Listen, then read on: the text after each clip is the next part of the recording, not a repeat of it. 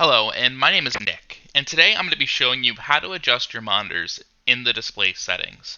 This would apply to anybody getting a new monitor, or if you happen to rearrange your setup and you notice that when you try to scroll to the other side, it's not scrolling over to where that monitor is.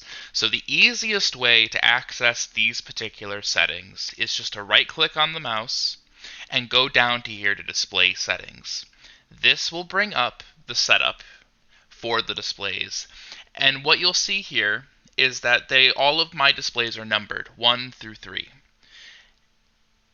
And if you have a hard time identifying which screen is what, there's this nice identify button right here that will put the numbers on your actual monitor screens for a short period of time so you can help figure that out.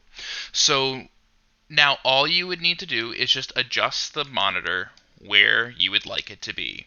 So in this case, I would like my monitor to be connected on the right side of my middle monitor. So then once you move it over, all you'd have to do is hit apply. Your screen will do a little bit of a thing, and now I can move my mouse over, and it actually will go over instead of getting stuck. Now, if you're rearranging your monitors, you can also scroll down here and make whichever monitor you want the main display. To do that, you just click on the monitor that you want to make that main display, and then just check that box here. Another thing to be mindful of is if you are using more than one display, is to make sure that it's set to extend desktop to this display. In a lot of cases, it might be stuck on duplicate 1 and 3 or duplicate 2 and 3. If it says duplicate, all that means is it's going to replicate that first screen onto the second screen, and in most cases you don't want that.